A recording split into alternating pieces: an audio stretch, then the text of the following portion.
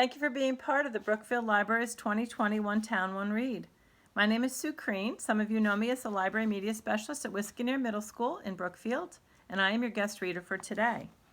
I'll be reading an excerpt from this year's book, The Wonderful Wizard of Oz by Frank Baum.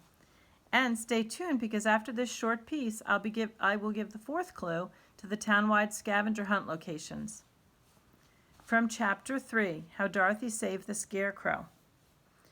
"How far is it to the Emerald City?" the girl asked.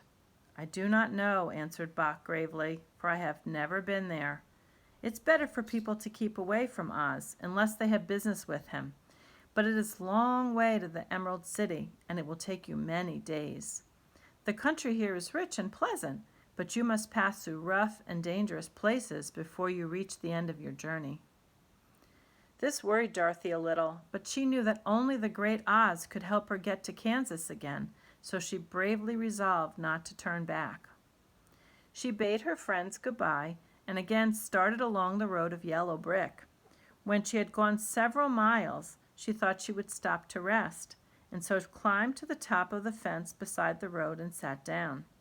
There was a great cornfield beyond the fence, and not far away she saw a scarecrow placed high on a pole to keep the birds from the ripe corn. Dorothy leaned her chin upon her hand and gazed thoughtfully at the scarecrow. Its head was a small sack stuffed with straw, with eyes, nose, and mouth painted on it to represent a face. An old pointed blue hat that had belonged to some munchkin was perched on his head, and the rest of the figure was a blue suit of clothes, worn and faded, which had also been stuffed with straw. On the feet were some old boots with blue tops, such as every man wore in this country, and the figure was raised above the stalks of corn by means of the pole stuck up its back.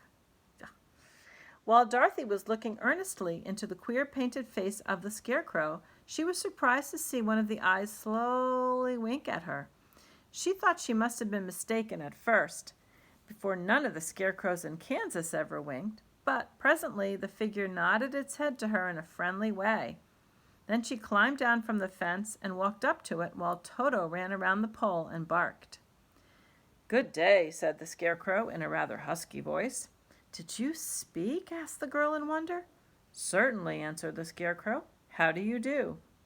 That's the end of our excerpt. Okay, and here is the fourth clue to one of the scavenger hunt locations in Brookfield.